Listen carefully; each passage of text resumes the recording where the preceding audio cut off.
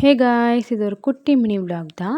இன்றைக்கி நைட் டின்னருக்கு என்ன ஸ்பெஷல் அப்படின்னா மஷ்ரூம் பிரியாணி தான்.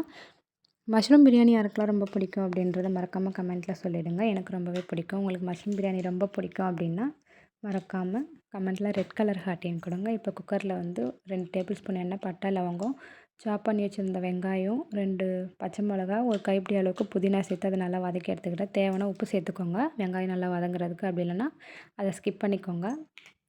எனக்கு உப்பு தேவைப்பட்டுச்சுன்றதுனால நான் சேர்த்துருக்கேன். அது நல்லா வதங்கி வரட்டும். கோல்டன் ப்ரௌனாக நல்லா வதங்கி வரணும். அப்போ தான் நமக்கு வந்து டேஸ்ட்டுமே நல்லாயிருக்கும். அப்படி இல்லைன்னா டேஸ்ட்டு நல்லா இருக்காது. அதுக்கேற்ற மாதிரி சேர்த்துக்கோங்க.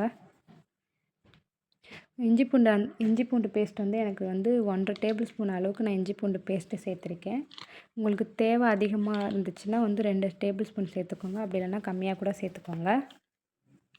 இஞ்சி பூண்டு பேஸ்ட்டு சேர்த்துட்டிங்க அப்படின்னா நல்லா அதை வதக்கி விட்டுக்கணும், எல்லா பக்கமும் ஸ்ப்ரெட் ஆகிற மாதிரி. அப்படின்னா அதோடய பச்சை வாசனை வந்து போகவே போகாது. நமக்கு சாப்பிடும்போது ஃபைனல் லுக்கும் நல்லா வராது. அதுக்கேற்ற மாதிரி பார்த்துக்கோங்க. கேஸ் வந்து ஹை ஃப்ளேமில் வச்சு குக் பண்ணாதீங்க, லோ ஃப்ளேமே வச்சு குக் பண்ணுங்கள். ஏன்னா அடி பிடிச்சிருச்சுன்னா டேஸ்ட்டு மாறிடும். நான் அதை ஆல்ரெடி ஒரு வாட்டி ட்ரை பண்ணியிருக்கேன். டேஸ்ட்டு சூப்பராகவே வந்தது. ட்ரை பண்ணி பார்த்துட்டு எப்படி இருந்துச்சுன்னு சொல்லுங்கள். அதுக்குள்ளே மசாலா டப்பாலாம் எடுத்து வச்சுக்கிட்டேன். பாப்பா வேறு கூப்பிட்டுட்டே இருந்தான், அவனோட டாய்ஸ்லாம் அடுக்கி வச்சுட்டு என்னை பார்க்குறதுக்காக. உங்கள் வீட்டில் குட்டீஸ் ரொம்ப வால் பண்ணுறாங்களா அப்படின்றதையும் மறக்காமல் கமெண்ட்டில் சொல்லிவிடுங்க. கண்ணில் வேறு ஏதோ டஸ்ட்டு விழுந்துருச்சு. அது கண் வேறு உறுத்திட்டே இருந்துச்சு. அது தண்ணி வச்சு வாஷ் பண்ணாலுமே அது ஒரு மாதிரி கண் வந்து உறுத்திட்டே தான் இருந்துச்சு. அது என்ன டஸ்ட்டு பட்டுச்சா என்ன அப்படின்றது தெரியவே இல்லை. சரி, அதை அப்படியே விட்டுட்டேன்.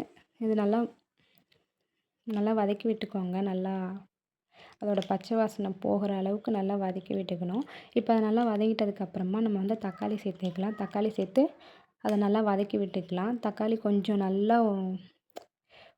நல்லா வதங்கணும். நம்ம வந்து இப்போது கொஞ்சம் தக்காளி வந்து காய் மாதிரி இருந்துச்சு அப்படின்னா அது கொஞ்சம் வதங்குறதுக்கு லேட் ஆகும். பக்கத்துலேயே நான் வந்து ஆனியன் ரைத்தாலாம் ரெடி பண்ணி வச்சுக்கிட்டேன். அதுலேயும் உப்பு கரெக்டாக இருக்கா அப்படின்றதையும் பார்த்துட்டு இருந்தேன். ஏன்னா உப்பு அதிகமாக இருந்தால் அதுவும் நல்லா இருக்காது. ஸோ எல்லாத்துக்குமே நம்ம வந்து உப்பு, மசாலா எல்லாமே கரெக்டாக சேர்த்தா தான் அதோடய டேஸ்ட்டு நல்லா வரும். அரிசியுமே நல்லா கழுவி வச்சு அதையுமே சேர்த்துக்கிட்டேன். இதுக்கு வந்து மசாலா என்னென்ன சேர்த்துருக்கேன் அப்படின்னா கரம் மசாலா, பிரியாணி மசாலா 2 ஸ்பூனும், garam masala 1 spoon, chilli powder 1 spoon தான் சேர்த்துருக்கேன். வேறு எந்த மசாலாவும் இதில் நான் ஆட் பண்ணல. ட்ரை பண்ணி பாருங்கள். எப்படி இருக்குன்னு மறக்காமல் கமெண்ட்டில் சொல்லிவிடுங்க. டேஸ்ட்டு வைஸ் சூப்பராகவே இருக்கும், அதுக்கு நான் கேரண்டி. எனக்கு ரொம்பவே பிடிச்சிருந்தது. ஃபைனல் லுக் நல்லாவே வந்திருந்தது.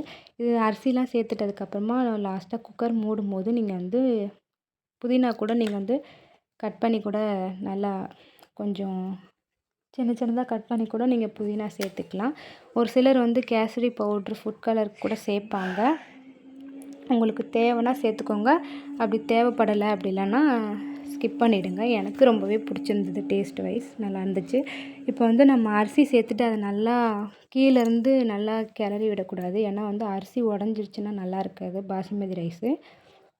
அதனால் மேலாப்பில் நம்ம வந்து அந்த தண்ணியில் வந்து அரிசியை வந்து மிக்ஸ் பண்ணி விட்டுக்கோங்க. அது நல்லா கொஞ்சம் கொதி வந்துட்டதுக்கப்புறமா நான் வந்து அரிசி வந்து 1½ கப்பு தான் சேர்த்துருக்கேன்றனால 3 கிளாஸ் தண்ணி சேர்த்துருக்கேன். நீங்கள் எந்த அளவுக்கு தேவைப்படுதோ அந்த அளவுக்கு சேர்த்துக்கோங்க. எனக்கு ரொம்பவே பிடிச்சிருந்தது. ஒரு விசில் விட்டாலே போதும். ஏன்னா நம்ம வந்து பாசுமதி ரைஸ் ஆல்ரெடி நான் ஒரு 1/2 அன் ஹவர் ஊற வச்சுட்டேன். நீங்கள் ஊற வச்சு செஞ்சிங்கன்னா கூட டேஸ்ட்டு நல்லாவே வரும். அது நம்ம ஒரு விசில் விட்டு எடுத்தாலே அதுவே போதும். ஸோ அதனால் அதுக்கேற்ற மாதிரி நீங்கள் எல்லாமே பார்த்துக்கோங்க.